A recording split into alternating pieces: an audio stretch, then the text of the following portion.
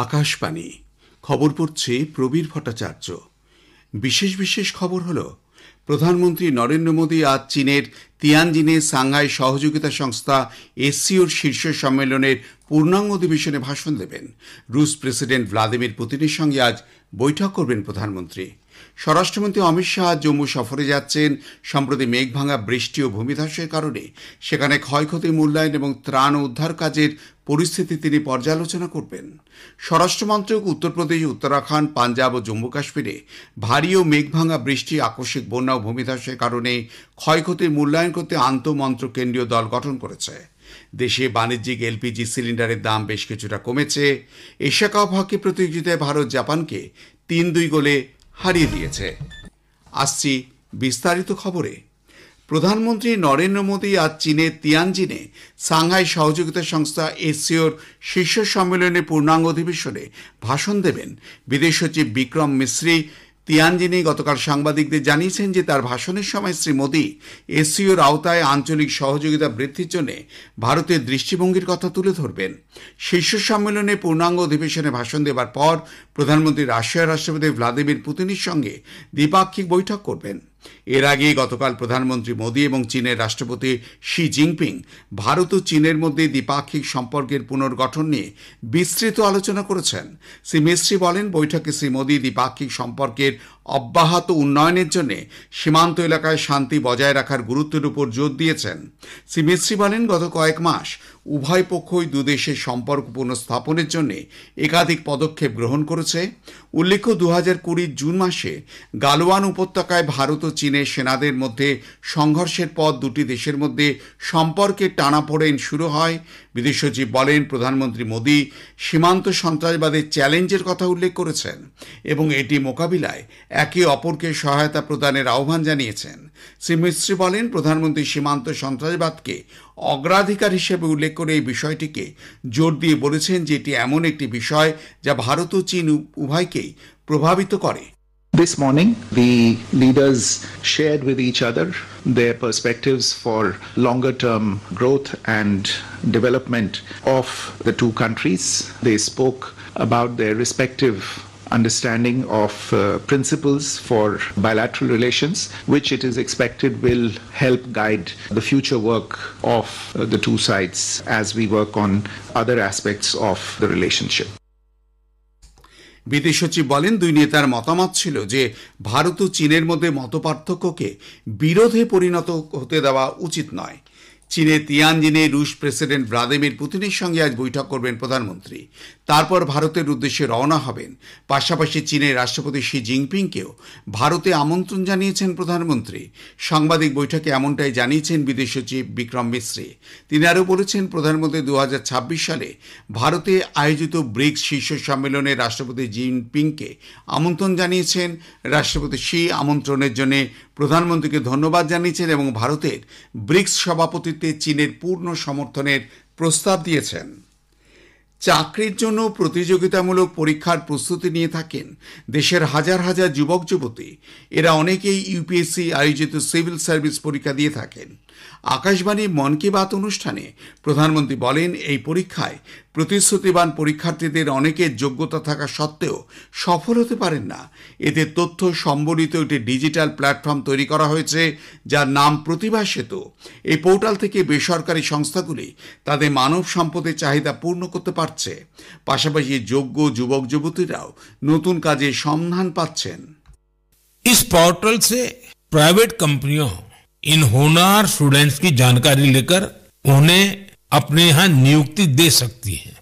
इस प्रयास के नतीजे भी आने लगे हैं। सैकड़ों उम्मीदवारों को इस पोर्टल की मदद से तुरंत नौकरी मिली है और वो युवा जो मामूली अंतर से रुक गए थे, अब नए आत्मविश्वास के साथ आगे बढ़ रहे हैं। খবর শুনছেন আকাশবাণী থেকে।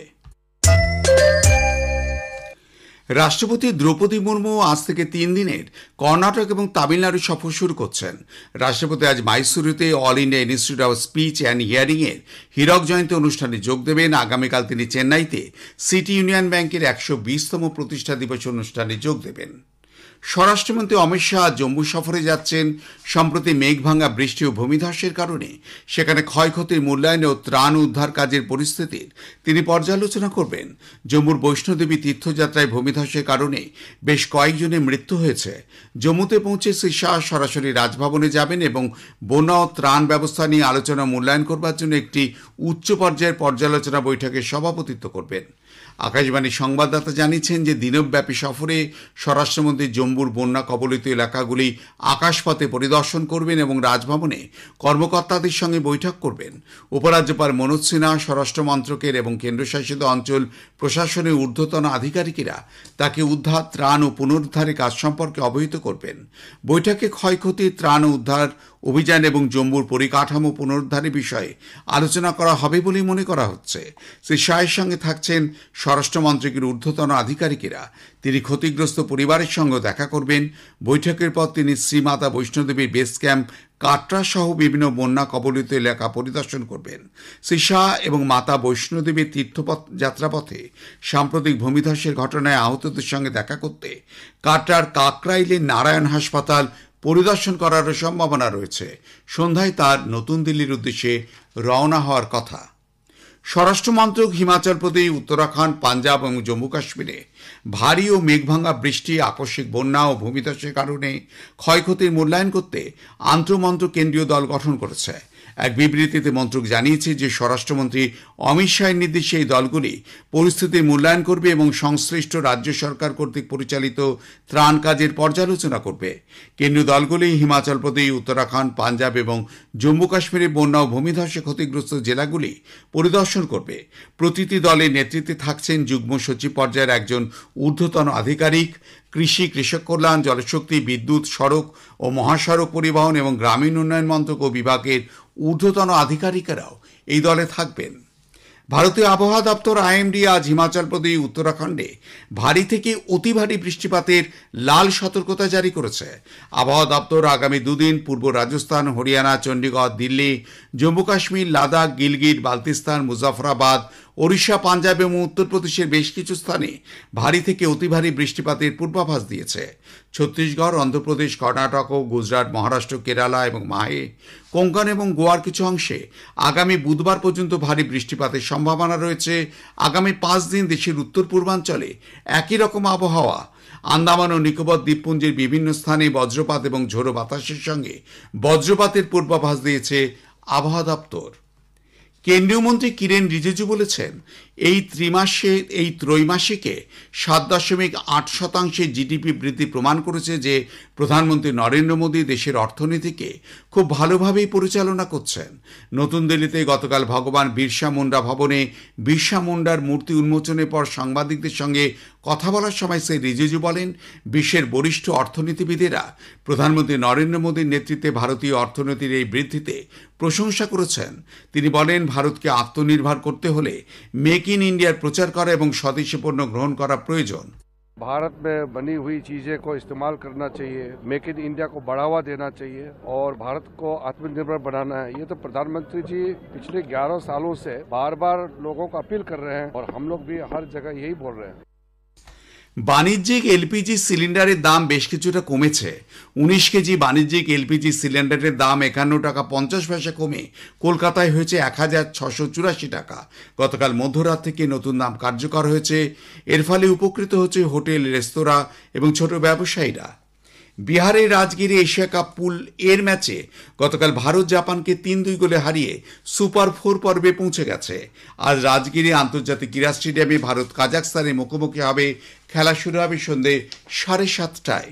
উত্তরাঞ্চল এবং মধ্যাঞ্চল দলীয় ট্রফি ক্রিকেটে সেমিফাইনালে পৌঁছেছে বিসিসিআই সেন্টার অফ এক্সেলেন্স। পূর্বাঞ্চলের উত্তরাঞ্চলের মধ্যে প্রথম কোয়ার্টার ফাইনাল ম্যাচে অমীমাংসিতভাবে শেষ হয়।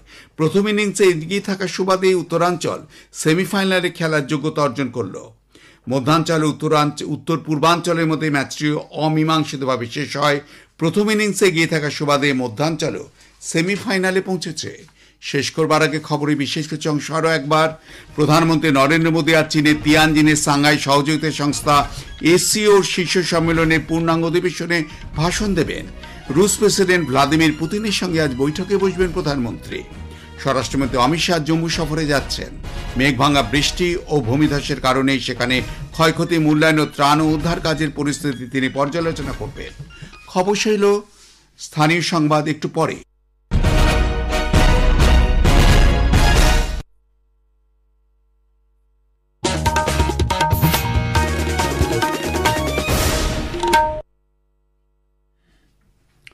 আকাশবাণী কলকাতা, স্থানীয় সংবাদ পড়ছি।